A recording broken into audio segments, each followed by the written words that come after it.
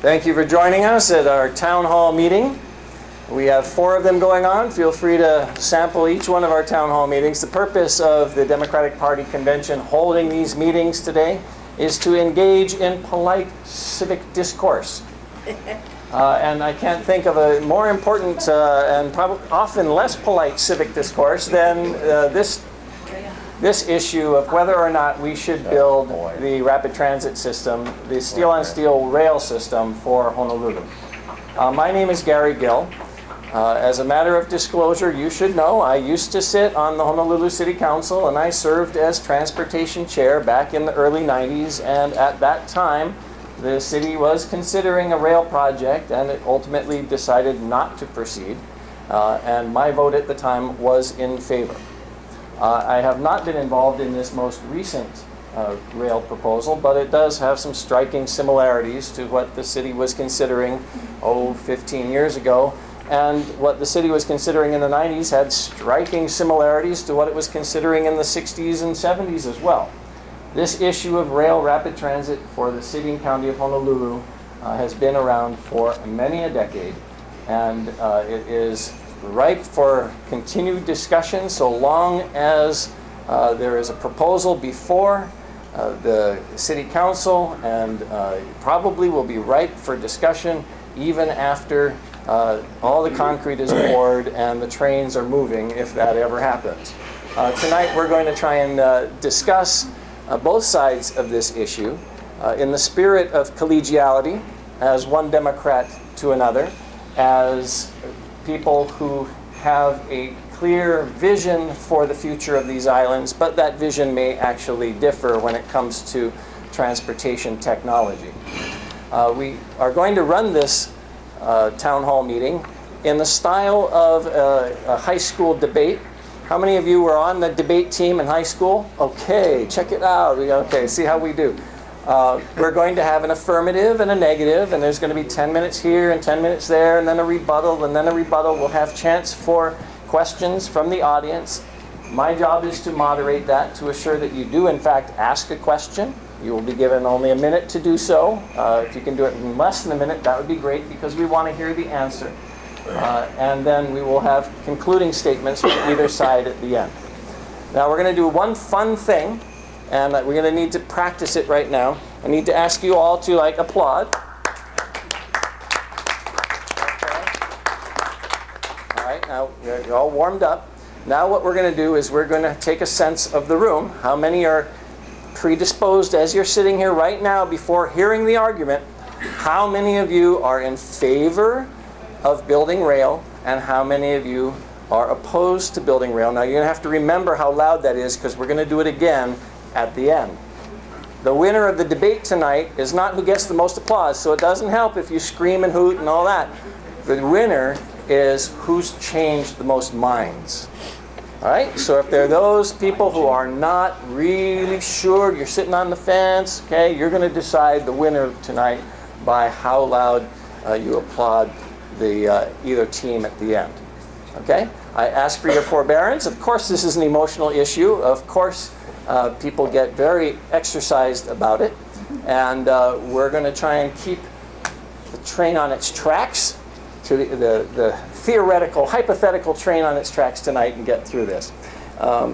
Let me introduce our speakers who have graciously agreed to spend the evening with us. Starting on my far right, on the pro-rail team, is Councilmember Breen Harimoto. He's a city council member representing District 8 from Fort Shafter to Waipio Gentry. He chairs the City Council Transportation Committee, and he's a former member of the Board of Education. Let's hear it for Breen.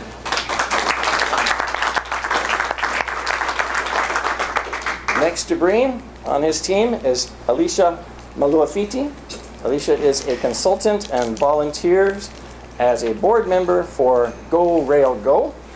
She's been an Eva Beach resident for over 15 years and is a strong advocate for rail transit. Let's hear it for Alicia. On the team in opposition to building rail in Honolulu, first is Tom Kaufman. Tom, you may know, He's rather famous in Democratic circles. He's an author and a movie maker. His work focuses on Hawaii's history and politics. He wrote the seminal history of the 1970 race for governor called Catch a Wave, if any of you old-timers remember that. He's also written the history of the Democratic Party and focused as well on the historical period of the Hawaii monarchy.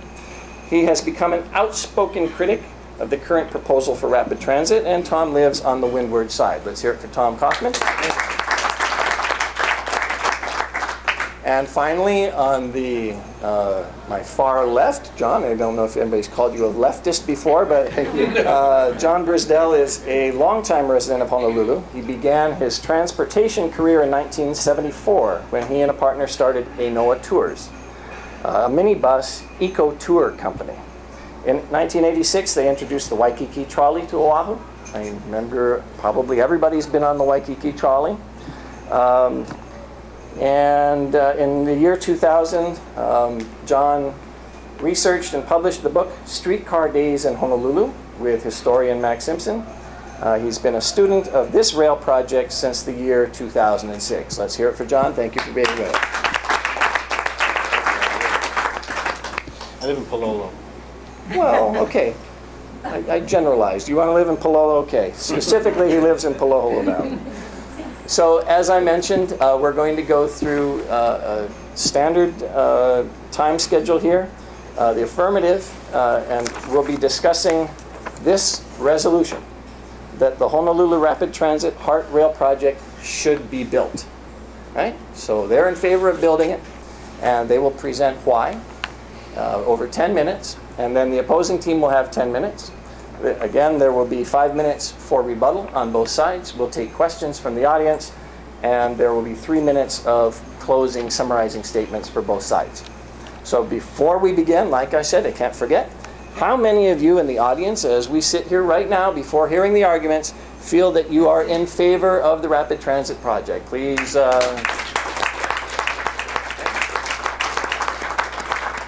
Okay, remember how loud that was? Very nice and polite, thank you. How many of you currently oppose construction of the rail project? All right, okay. How many of you are willing to say you don't know, and you're going to clap and say, I'm open and unsure? We have one honest and brave person in the room. Thank you for being here. Okay, so you guys are all fighting over that one person there. Make sure that's the person you have to sway from one side to the other to win, okay? All right. Okay, so let me get this started up. We're going to present the affirmative side in favor of rapid transit for 10 minutes, and they're going to divide this up 5 minutes each. And who would like to go first? Okay, Alicia, please, you would like to stand up and make sure you project to the back of the room. You don't have to, but it's always better to stand up. I will. I talk with my hands. I don't want to spill my water, and I do have my notes, so my apologies. Well, I would ask you first, what makes us Democrats? What distinguishes us from the other parties? Our party principles are based on a long history of social justice here in Hawaii, from the sugar plantations in the Big Five to the 1954 Democratic Revolution. We battle today for social equity and fairness. Our public infrastructure, services, facilities, and programs benefit all the people, not just a few. Rail serves that public purpose, and it is founded in social and economic equity, and I'm going to tell you why. Rail will provide a reliable, affordable transportation alternative, especially for struggling Hawaii families that depend on public transportation to get to work, to get to school. And it will address basic mobility needs for the young, the elderly, the sick, and the disabled. Anybody who cannot drive, or you're too poor to own a car. If you look deeper at who rail will serve, it is our families. Democrats that live in some of our most economically disadvantaged and underserved areas of the island, especially those living along the proposed rail line. On the west side, where I live, we have the largest proportion of Native Hawaiians in this state, living from Kapolei to Waianae. For those of us in West Oahu, we live out there because it's the most affordable housing on the entire island. We simply can't afford to live in Kailua or Kaneohe or Hawaii Kai or even the North Shore. According to the U.S. Census data, Oahu's population grew by more than 80,000 people, and Eva Beach led the way with almost a 400% increase. West Oahu experienced the greatest overall change in population with a 35% increase, while Kailua and Kaneohe actually experienced a 3% decrease.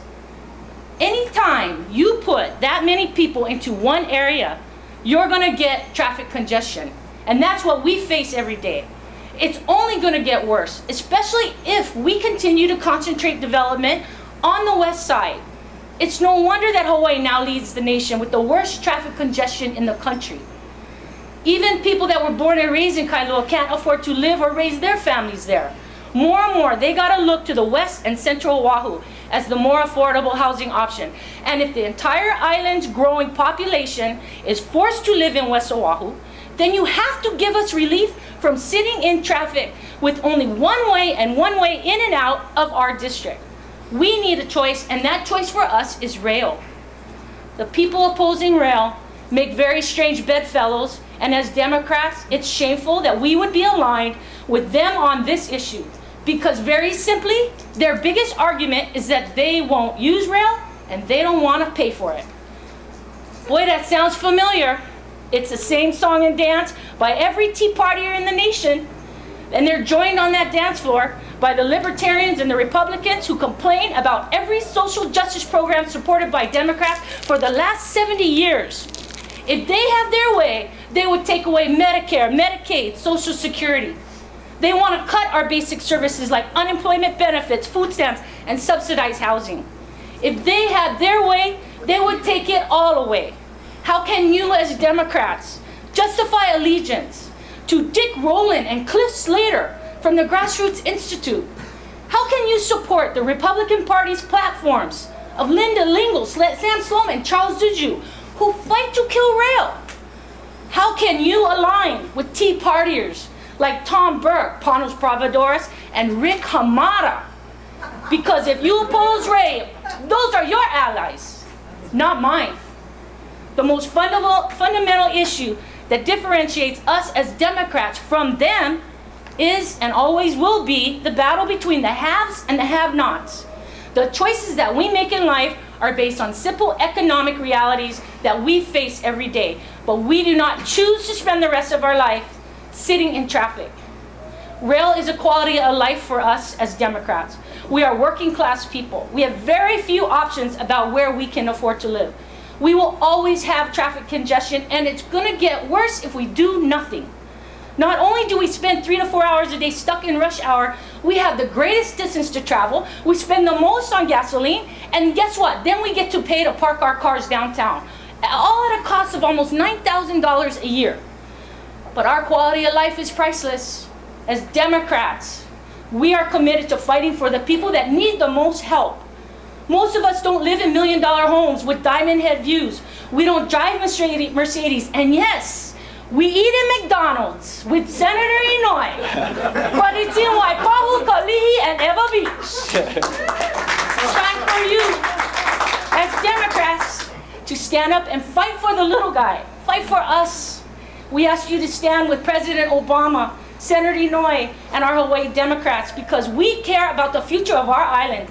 Stand with us in support of the People's Rail Transit Project.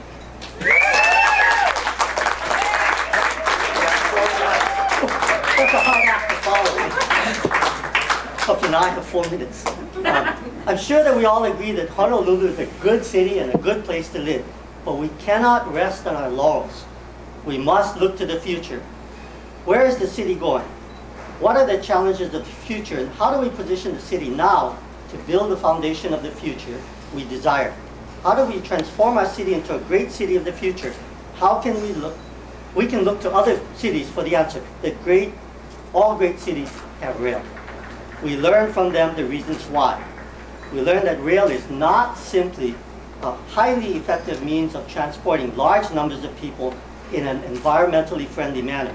And it's not just about the jobs now to construct the rail. We learned that with proper policies and planning, rail attracts investments that increase property values, resulting in significant increases in tax revenue to the city. Rail spurs construction for many, many years into the future, long after the rail line has been built. Rail helps to provide much needed workforce and affordable housing in the urban corridor where many people live or many people want to live, including young professionals, seniors, and those who cannot afford their own cars. And for Honolulu, rail will help to keep the country by redirecting much growth away from more urban sprawl back into the urban corridor. Rail is transformative, like no other form of transportation, through transit-oriented development. If we follow best practices of successful TOD and the principles of smart growth and complete streets for livable, walkable communities, we can create wonderful new mixed-use communities around the rail stations where people can live, work, and play without always having to jump into their cars and without an urban jungle. There can be an inviting open spaces, gathering places for parks, as well as residences, offices, shops, outdoor cafes, and entertainment. The design of new communities around rail stations will promote healthy, active lifestyles that will help to combat the disturbing trend of inactive and automobile-centric lifestyles of today and contribute to obesity and diabetes. And there is no silver bullet to reducing traffic congestion. Rail is an integral part of the overall plan, working in conjunction with a good bus system and livable, walkable communities that promote reducing the need to drive everywhere. We learn from other cities that as they grow, the trend is to add other modes of transportation, such as trolleys and ferries. It's all about providing transportation options. How long can we afford to expand our freeways as we rely only on cars? How far into the future will a bus system take us as our population and traffic congestion in Honolulu continues to grow?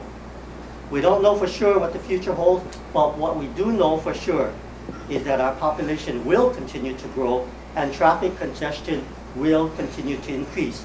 But we can slow the population growth with proper investments in our future. We must provide for good quality of life for our residents. We can no longer afford to keep rehashing past decisions about rail. As leaders, we need to have the resolve to move forward and not allow doubt, misinformation, and fear to jeopardize the future of Honolulu. We are on track to obtain federal funding later this year. And we have a nationally recognized transit expert now at the helm of HART. We must hold steady on course. If we falter now, it is certain that we will lose the federal funding and it will be a long, long time before Washington takes us seriously again about transportation. Let us all be leaders, let's be statesmen, let's join hands as Democrats and lead Honolulu forward into greatness with a world-class rail system that will take us into the next century. Thank you. That was an amazing 9 minutes, 57.8 seconds. You guys well. Train runs on time. And now for the opposing point of view, 10 minutes. Who would like to go first? I guess I'll go first. Tom Kaufman.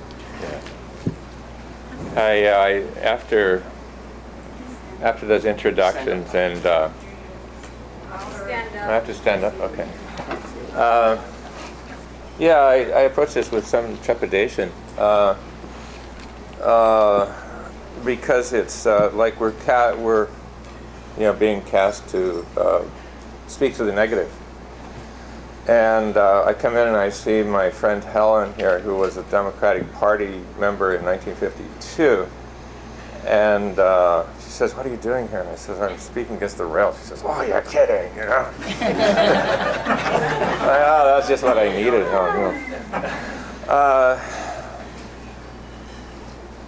I'd like to try to cast it in terms of resolved the rail project as designed should not go forward, and I speak in the affirmative, okay? And the reason I say that, in all seriousness, is that the more this project has been discussed and debated, the more public opinion has turned away from it. And it follows the pattern which Gary Gill reminded me of, because Gary, Dad originally proposed rail, and then Mayor Fossey took it up. And then Gary, as in his time in the council, marked, rail transit proposal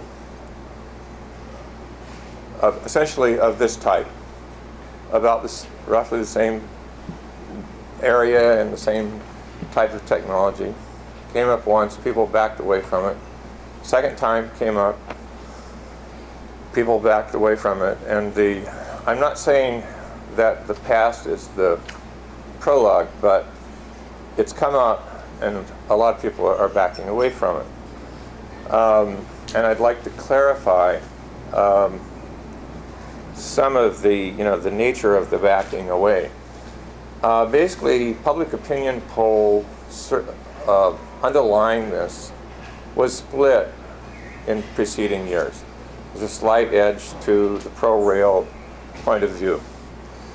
As discussion progressed after the last election, actually, anti-rail viewpoint started rising rapidly, despite the tremendous weight of publicity and public relations that had gone into supporting this project.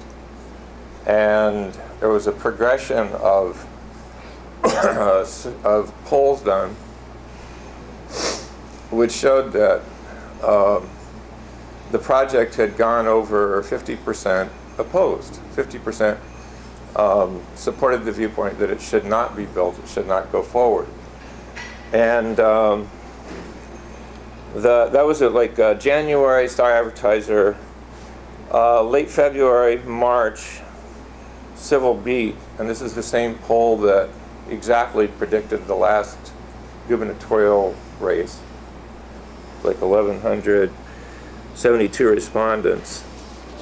69% of the people said they were particularly concerned about the environmental damage of the project.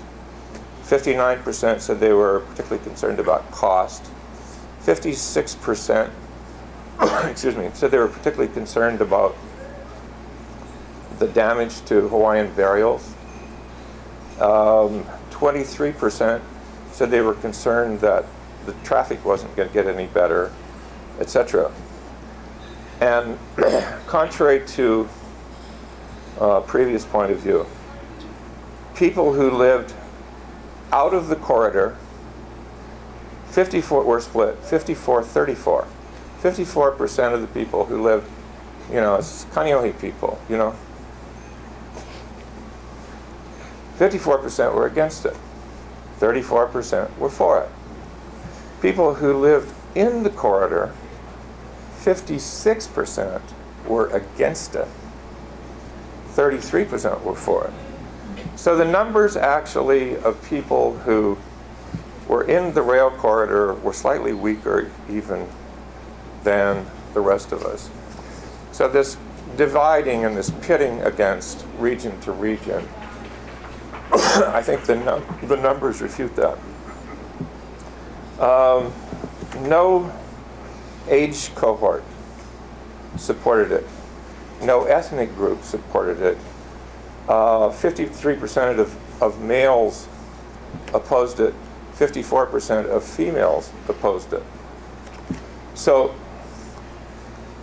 it's a pattern, it's a pervasive pattern of people backing away from this project. We could, talk on and on about the why, but I always start by saying, for myself, it was when I realized that the cost had doubled and that they really were going to start building it in an empty field in Ewa and build forward, that I began to question what the project was all about and whether it was, it's a matter of political manipulation rather than real solid community agreement. Imagine what the project would be like. Imagine where we would be as a community if the leadership had said, we're going to start this project in Honolulu, the area of densest population, and we're going to work outward. We're going to come up with a design that's compatible with Honolulu. Deal with the tough part so we'll actually know how much the project is going to cost. As we work outward, we will have people buy into the project. People will become riders. The fare box will help drive it, and the political will that's needed to sustain a tremendously difficult project like this. God, is there 7 minutes already? We got 3 minutes. Will be, continuously generated. And I'll stop because I want John to talk. He's great. What I would say, though, in transition is it became a development project. It became something that's sustained by the mysteries of TOD, for which there is no plan. There's no understanding, no agreement. It's not a transit project. If we as a party want to do something, let's simply address the transit issue and see where that takes us. John, you have 2 minutes. Sorry. Well, I'll catch up. Thank you, Gary. So I want to talk a little bit about the nuts and bolts. We all want fast, comfortable, safe mass transit. And we all want traffic congestion relief. So does the proposed rail deliver? Is rail fast? The rail averages 27 miles an hour. So therefore it'll take 44.5 minutes to go from one end to the other. There's no express trains. So even when H1 is open, you can drive 20 miles in 22 minutes, rail will take 45 minutes all the time. The proposed rail will be faster than some current bus trips and slower than other current bus trips. The proposed rail is not fast. The published drawings of the Ansaldo rail cars that we're buying in the Star Advertiser last March showed that when these cars are full, 76% of the riders have to stand. There'll be 76 seats and 242 standees. Is standing for 45 minutes comfortable? Not if you're one of the lucky ones that doesn't get a seat. Can you work your laptop and read a paper while standing? After a long day's hard work, transit riders need a seat. Is rail safe? Bus riders have the comfort of having a driver in the bus. Rail cars have no drivers. How will this affect our seniors and the school kids? Rail will introduce a new level of crime into our communities. Portland's light rail system tracks this crime in the following ways: assault, criminal mischief to auto, to vehicle, graffiti, harassment, theft from passenger, theft from vehicle, and theft of vehicle. Finally, does rail reduce traffic congestion? John, I'm going to have to catch up. I'll have to finish that in rebuttal. 10 minutes of that. To be continued. All right, thank you very much. Now, as our format predicts, we'll have 5 minutes of rebuttal from both sides. And who would like to begin the rebuttal? I just have 2 points to make, and then I'll let Breen take. But great leaders make unpopular decisions. We had civil rights, women's rights, and more recently, gay rights. Guess what? Not popular. Not popular by any means. It's time to do what's right, and sometimes that's hard for leaders to do. And unfortunately, the public doesn't always do what's in everybody's best interest. The key to rail is not about traffic congestion or reducing time. It's about reliability. On any day of the week, with just a little bit of rain and one car accident, I never know if it's going to take me 1 hour to 2 hours to even 3 hours to get into town. We really see reliability as being the key for rail. Forget traffic congestion, forget time it takes, forget standing up. I'll stand for an hour if you tell me that from A to B, I will be able to get to town when I need to get to town. There's so much I want to rebut, but I'll just choose two. The issue of how long it takes. compared to bus. Well, if you talk about today, it's not going to be the same in 20 years from now. It's going to take the bus infinitely longer. So I think it's really beyond me how you can compare time the bus takes today till, rail will take us 50 years into the future. So to me, that's really out of whack. The thing about starting downtown, it really makes sense. Why in heck are we starting way out there? There's a good reason, because we need a maintenance and storage facility, we need a control center, and I forget how many acres, it's like 47 acres. Where are you going to find that much land in the middle of downtown? There are good reasons why we have to start on the west side. Do we still have time? You got 3 minutes easy. Okay, the thing about development, you want to? No, go. Okay, development, I already covered this. TOD comes best, I was going to say only, but probably best, with a train system. It's all about transit, yes, but it's also about smart development, smart growth. And it's not a bad thing, as I said in my earlier talk. But the other thing about the poll showing it's turning against us, I don't believe that for 1 minute. Polls are just a snapshot in time. When the earlier poll came out that showed everybody was in favor of rail, what did the opponent say? Never believe polls. That's so I don't get it. Okay. You guys still have a couple minutes if you want to keep Oh. saying. I'm sorry, but the bottom line is the two have to be interchangeable. Rail transit and transit-oriented development. Rail is about how our communities are going to grow. We have future generations to resolve a number of issues, not just traffic congestion, but affordable housing. What we've seen across the mainland and across other municipals is the opposition is going to hate rail. They're going to hate everything about it, and they're going to do everything they can to poke holes in why we shouldn't have it. But in every municipal across the country, after they built rail and after people started taking it and after they saw how successful it was, the public opinion did turn. And now, instead of just one rail line from West Oahu to Ala Moana, we are going to eventually add the spurt to Manoa, the spurt to Waikiki, the spurt to Mililani Town. And I know Senator Kidani is in the room. You have to, thank you. You have to have a vision for what rail can do for the island and how it's going to service future generations. You cannot keep thinking about rail in the terms of today and today's cost and the cost to my pocketbook. It's really about future generations and where are our children and grandchildren going to live and how are they going to afford to live on this island. 1 more minute. Let's go. Okay, yeah.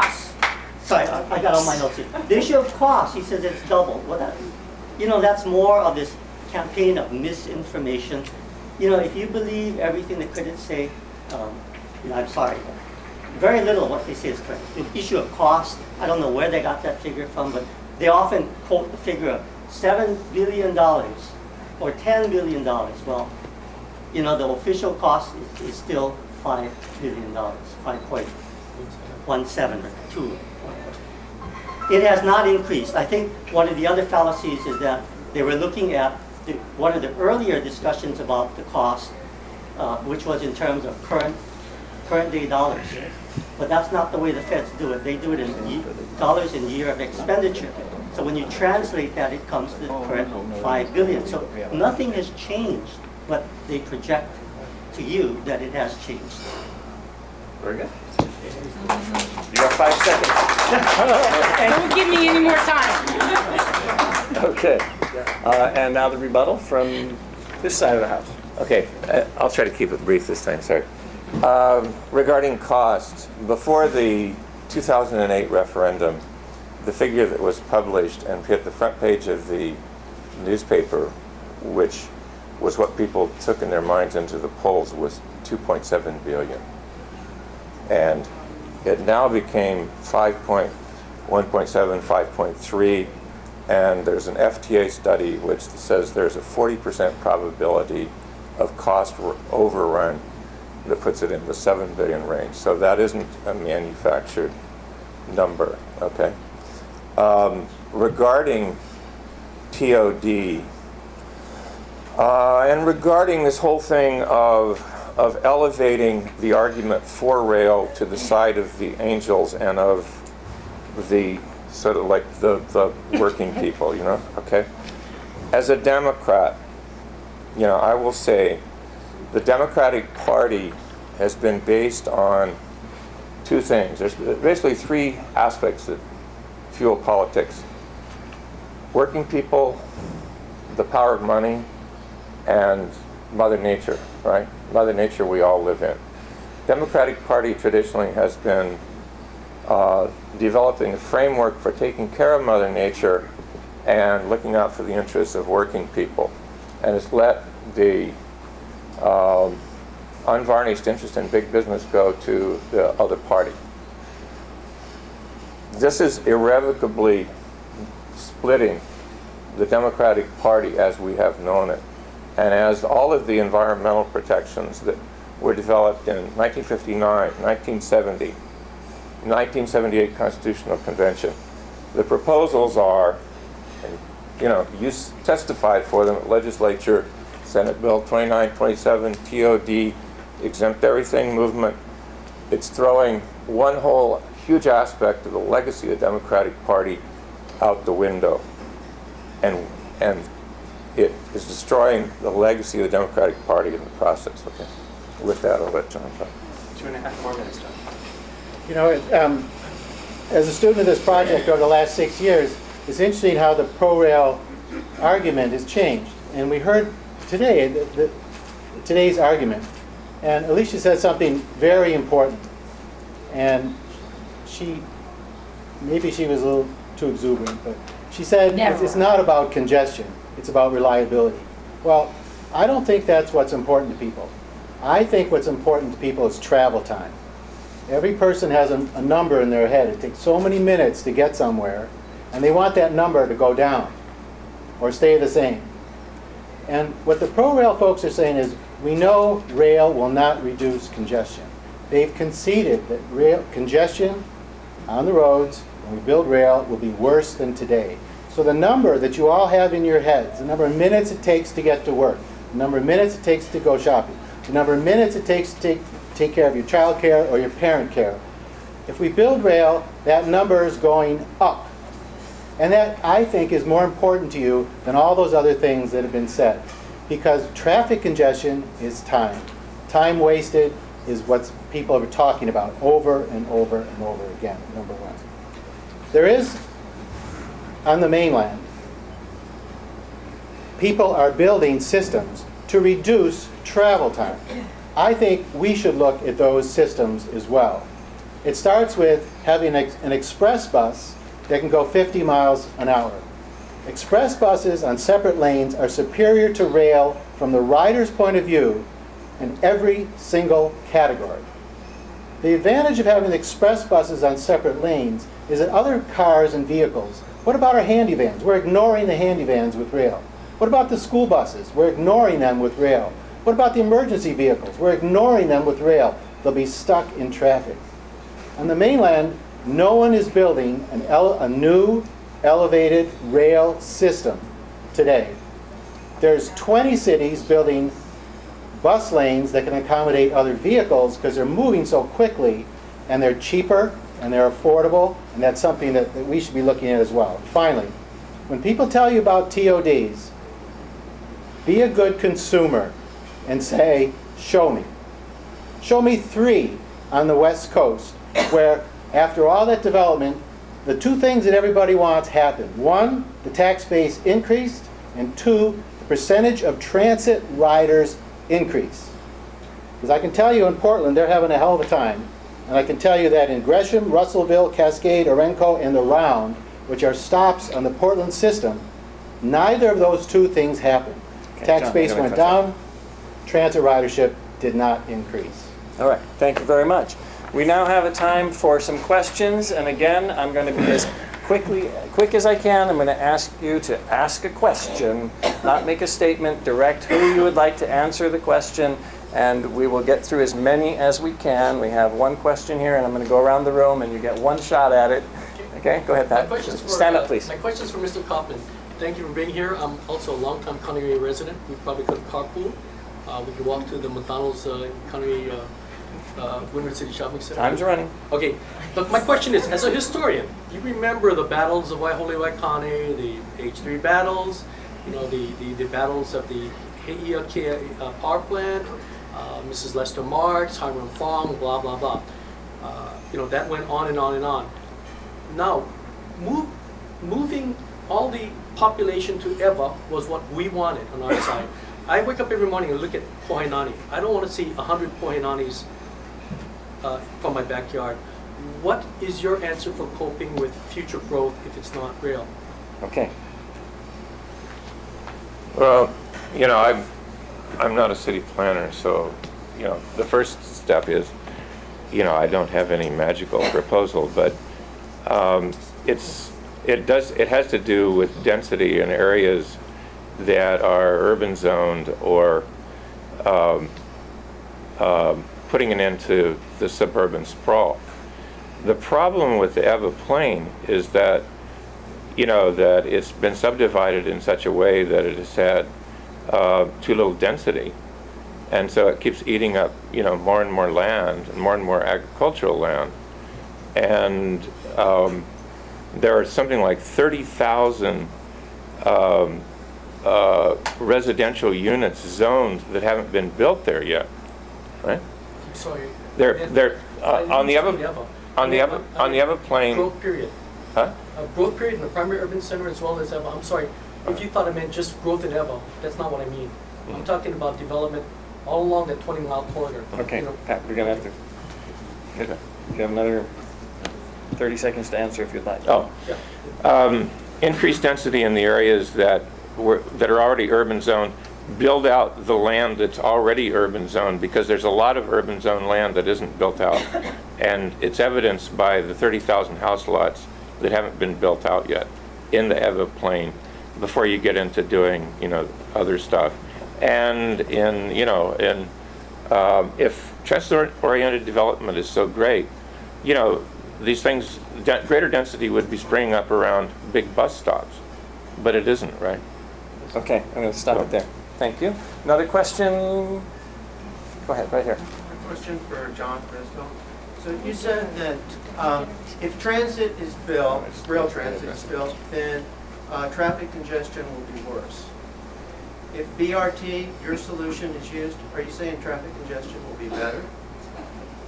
Okay. Thank you for the question. So,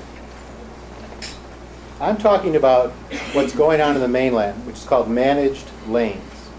Now, managed lanes and BRT are not the same thing. But what I'm saying is when you build lanes, Can I restate my question? Managed lanes, if we build managed lanes, if we put in hot lanes, if we put in any other system, is traffic congestion going to get better? yes. Okay, I'm gonna go from one side to the other here. Here. Well, you guys mentioned the 2008 referendum, so when the people spoke through their vote, what was the results? The wording of the 2008 No, what were the results of that referendum? Was there a positive result or was it a negative result? there was a positive result. So the people spoke. I don't care about polls. No, I'm not talking about polls. Vote. I'm talking about the wording of the referendum. Okay. Right. Did you want to make a point about that? Yeah, the point I would make about the wording of the referendum was that it said the Department of Transportation Services should go ahead and focus on elevated steel-on-steel rail, or words to that effect. And it was not a broader address of what the system was, where it would start, or whether alternatives were weighed. Okay. Okay. Another question on this side, and then we'll go back to this side. Any other question here? Okay, if not, Cindy, and then we'll get to the back. Sure. My question is for the ProRail team, actually. The charge was made about comfort of riding the train without seats. Can you comment on the experience of the rider on the train and how it may or may not compare to today's bus ride of the same route? Sure. Thanks for the question. I used to be a daily bus rider, and buses you know, you're stopping and going every few feet. It's a real bumpy, jerky ride. By the Are way, there seats? standing up too. In my neck of the woods, we're always standing. It's packed. With a rail system, it's a smooth ride. You just stop at the next train stop. There's no traffic to make you stop and go. It's a very smooth ride. I've ridden many metro systems in England. I stand up all the time, no problems. So it's a smooth ride. I prefer to stand actually because when it's really crowded, I can get out very easily. If you're sitting in a packed car, it's really hard to get out sometimes, especially if you're carrying a bag or a briefcase or things. So many people actually prefer to stand, and very few people actually ride end to end. So when you say you're standing for 45 minutes, well, if you are one of those few that ride end to end, yes. But most people in transit systems get on and off at different places. So Let me just add that if you're getting on the rail out on the EVA plane, we're going to get the first seat. We got the first, yeah, and we're the ones riding the farthest. So I think for most of us that are going to be standing on the buses today, we're going to be sitting. And all you guys, you townies, you guys are going to be standing. Okay, another question, Leila. We have one of the best bus systems in the U.S. Why are you destroying it for the rail? There are cutbacks on lines. Moreover, the handy van rides are really practically abusive. Yet, ridership on the handy van has grown 6%, 09, 010, no, 010 and 011, and probably this year, 5 to 6% more. Yet, they are not expanding handy vans. They're short at least 30 handy vans, and money has been moved from the bus and the handy vans for next year, the next budget, not in their pockets now, but taken from these systems. Okay, So, I got to. So I think the question is, what is the impact on the bus and the handy van system? Why is the bus and the handy van system, the way you stated it, going to be harmed by the rail? I think is what you said. Okay, do I have to address it? sure. I don't know if you heard my opening statement, but we have a good bus system. The rail would work in conjunction with a bus system. The bus does not go away. As far as why we're destroying it, we're not. We're enhancing it. We have not the rail system has not taken a penny of the bus. If you're referring to the current thing in the news about cutting back on bus, that is entirely a separate issue. It's an issue of current budget. With the increasing fuel costs, there's just not enough money currently in the current budget to continue the level of service. So it's really two different things. We can either increase the bus fares, or we can choose to subsidize even more than the, $200 million we're subsidizing today. I don't know if that's the real figure, 150 or whatever it is. So we really need to look at options for today for the bus cutback, but it has nothing to do. As far as the handy van, because of the tremendous increase in handy van riders, we're hard pressed to keep up with the service. And as you may know, we are in the process of purchasing new handy vans, additional handy vans, but it's tied up in litigation because of state procurement rules. Okay, thank you. Another question? Let's see, I did two on this side. I got to go back over here. Yeah. Really quickly, okay? Oh, question. I never heard anything for the last few months about ridership. Nobody talk about ridership. Nobody talk about the cost. Because we went to Vegas and we rode that 1 mile, we paid $5. And I was wondering, 20 miles, and the increase is just going to be tremendous. Okay. So Now, the question how much is, how is much it? is it going to cost? Yeah, You got to get to a how much is question. it going to cost, and the ridership numbers. Okay, great. period. What is the projected cost per ride, and what is the ridership projected to be? All I can say at this point is there is a commitment from the city to integrate the bus system with the rail system.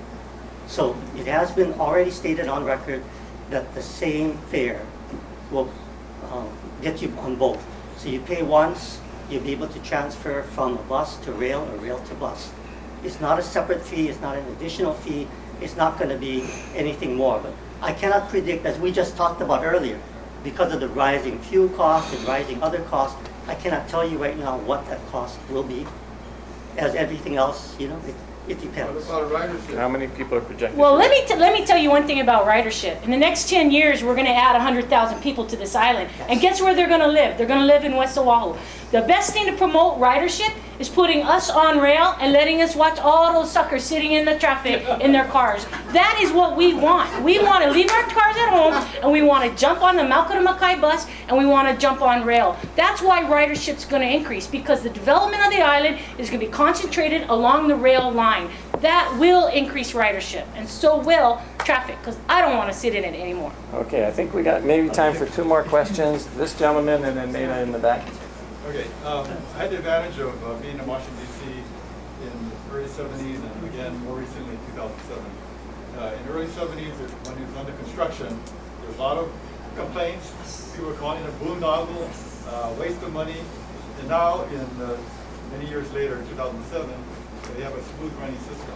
Can both sides comment about comparing the metro system in Washington, D.C. with the proposed park system? Okay, compare the Washington metro system to what's being proposed here in Hawaii. You guys want to give it a start off? I visit Washington frequently. I always ride the metro. It's a great system, and you're right. With all train systems, there's always a lot of pushback from the people. But you know what? If you have statesmen, if you have leaders, they will persevere, because that is what we need for the future. As you indicated, Washington now has a wonderful metro system. Can you imagine Washington, D.C. without the metro? It's impossible. They have the best TOD, in my opinion, as a shining example of good TOD in the Roslyn-Ballston corridor. Shining example of good TOD. So it's a great system. As far as comparing to Honolulu, though, it's not the same. That's heavy rail. That's really big, heavy rail. We're getting something that the feds now call, it's neither heavy nor light, but it's metro. Light metro. Thank you. Light metro. I rode the exact same system in Copenhagen with our contractor that we procured, built that system. It's the best driverless metro system in the world. That's what we're getting. It's a wonderful system. Okay, let me give this side an opportunity to respond. Would you like to compare? The one thing that I would say about Washington, D.C. or New York City and other places where I've really enjoyed the rail and why I originally thought it was a good idea is that the characteristic of all those places where it is most successful, it is very dense urban populations, and the systems are in the dense urban areas are all subways. And I think that is a far cry from the long linear corridor that we've got here in Honolulu, where we can't go underneath on the island. So to me, it's not a comparison, So a difference in the Washington metro is much of it is underground as opposed to the elevated one. Okay. I have one. I recognize Maida, and then we can decide how much longer you guys want to spend. Okay. Go ahead. Okay, thanks. Question, Maida. I would challenge anybody here to tell me about transportation from Makakilokapale to town. I have rode every single thing in 40 years that I've been there, from buses to boats to cars, everything. Now, we were here an hour. Do you know that 20 rail trains just went by in just this hour? You know what that means to me? You tell me it's going to take me 44 minutes?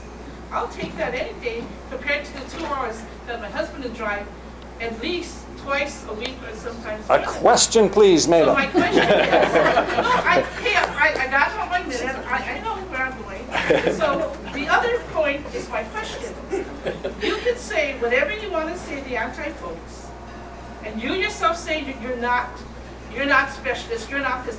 You can go ahead and give us the whole sermon of Chris Slater, what is Slater's first name, whatever. Cliff Slater, because I've heard it from both of you this whole night, because I read everything. So you're like Chris Slater folks, who are not qualified. So why Okay, can't you Maida, say I'm gonna be fair. Your whatever minute's you- up. so how come You didn't ask a question. whatever you want to say and not be held responsible for Okay. false information? Okay. You would give false Thank you, information Maida. and false information. I did not hear a question. We're going to move That on. was my question. How can you be okay with giving false information and not being held accountable for I'm it? going to rule that question not a question. We're going to move on, okay? Because That's it's not fair. No answer. Go ahead. I'd like to know the results of your studies regarding ridership. I hear about people, and I just want to know what kind of people do you think are going to ride the rail? Question is, what is ridership and what kind of people are going to ride rail? Well, what we've seen across the mainland is that No, our own studies. I'm sure we must have done studies, right? I mean, before we even embarked on What are the ridership projections for this rail system? Okay. I mean, the bottom line is the people who are going to ride it the most are going to be the people that live along the urban No, but corridor. what kind of people? That's what I want to know. Like, are they going to be mothers? Are they all going to be businessmen? Well, I'll tell you one thing. We have the fastest aging population in the entire nation. So it's going to be one is going to be seniors. I want to know, have you folks done a study? That's what I'd like to know. Alicia, under the FEIS, it's 116,000 riders a day. Right, okay. Well, you want to know ethnically, like Hawaiians, Polynesians, people with long hair. As Mr. Coleman said, we know the ridership, projected ridership numbers, right, 116,000. But I'm not, I will admit that I'm not the expert in that matter, and I don't know. I don't make up things, and I don't give you false information. So where did we get this information? Okay, so you're asking for, where is the information about the demographic nature of the ridership and that kind of stuff? It's on So, the website. okay, so there are places where that information is posted. Okay, now hold on. Sorry. We got to make a decision here because I normally at this time would be going, okay, time to summarize, final comments, and then we're going to be out of here. But I get the sense there's still some energy in this room and still some people who want to ask questions. So those of you who would like to continue this, we can extend the time. The hotel won't kick us out. Is the sense of the room that you'd like to continue this?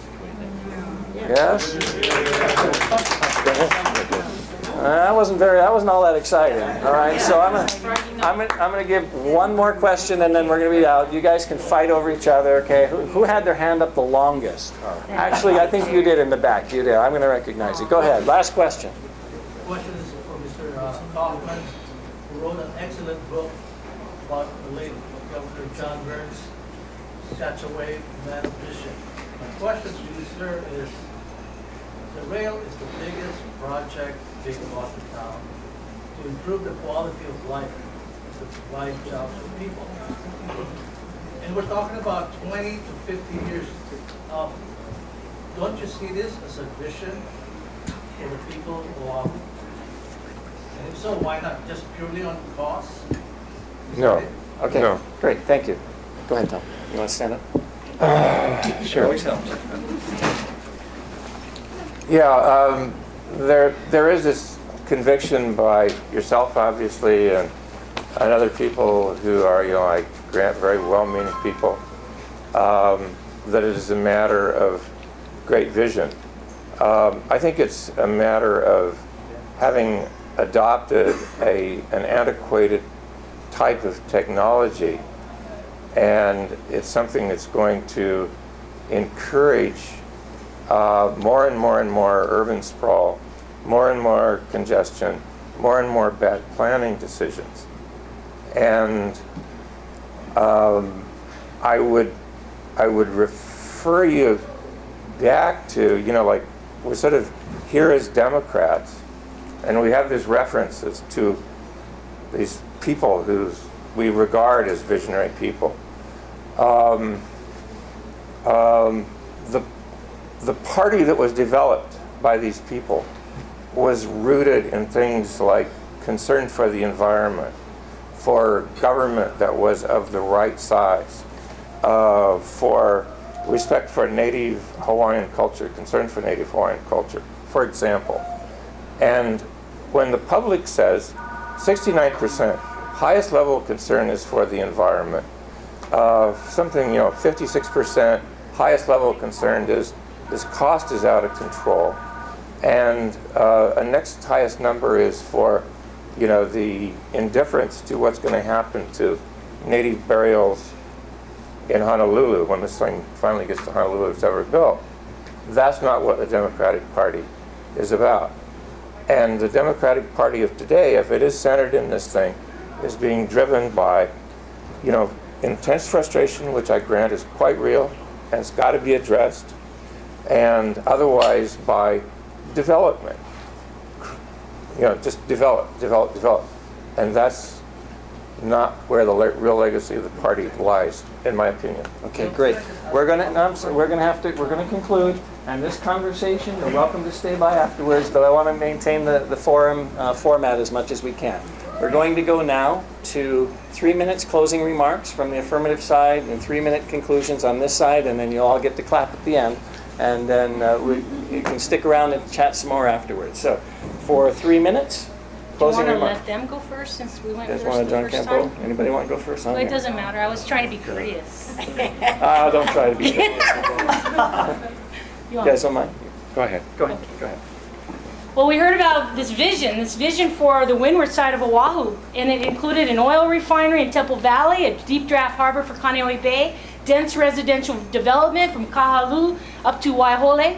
We had resorts planned for east of Hawaii Kai, and we had other activities planned for Mililani, past Mililani.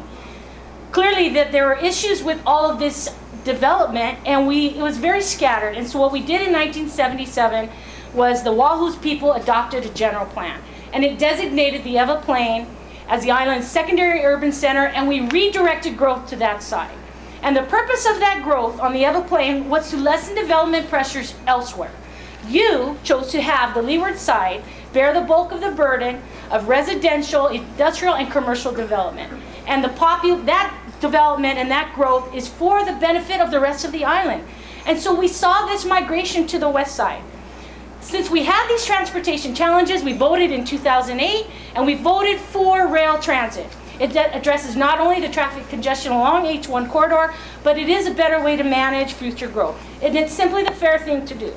If rail transit is not built, other communities across the island will have to now share in absorbing the population growth for the island of Oahu, particularly the windward side, since that is where the Pali, the Likelike, and the H3 already collide.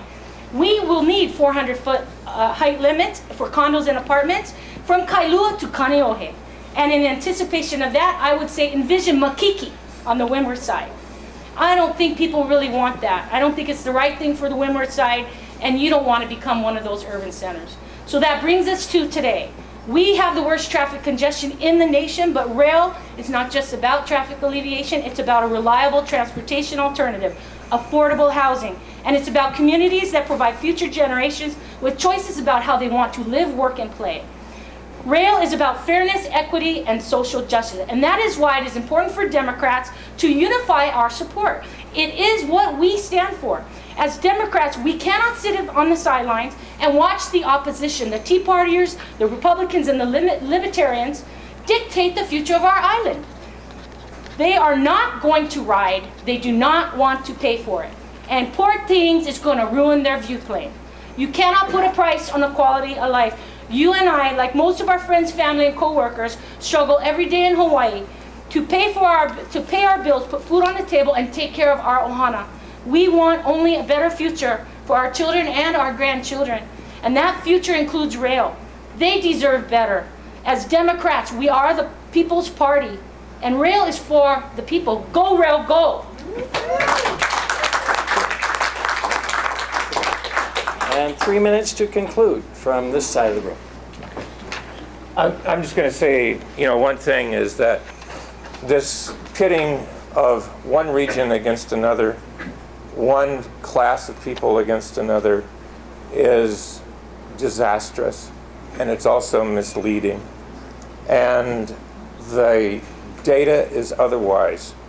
And to not realize that across the board, basically more people than not have turned against this project is, as Democrats, if that's where you're at, you're not following where the people really are. Another 2 minutes. Thank you very much.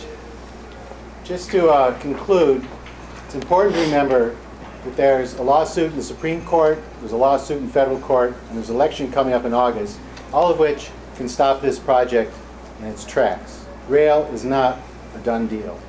Secondly, it's important to remember that when we're talking about rail, we're talking about transit riders. And here and on the mainland, for every transit rider, there are 10 car commuters.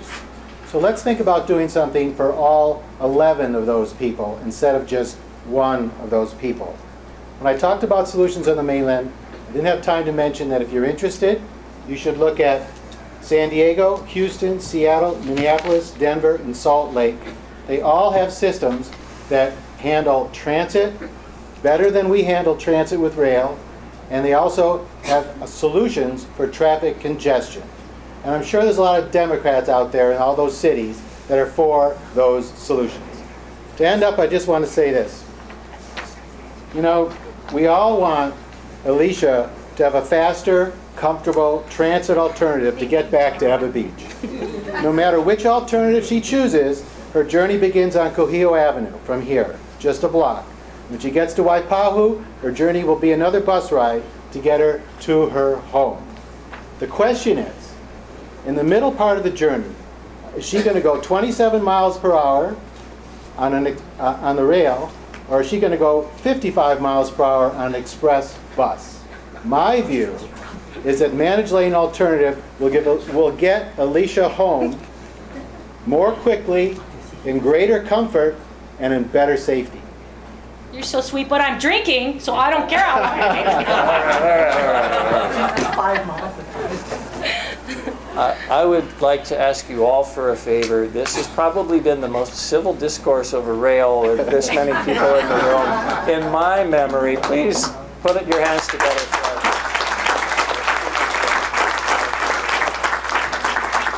It is not easy, and everybody in this room is a good Democrat willing to step forward and express your point of view.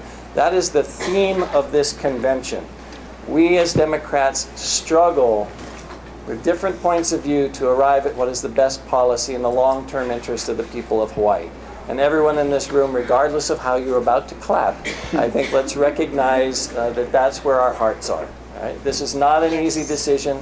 I know I lived 8 years of it when I was on the city council.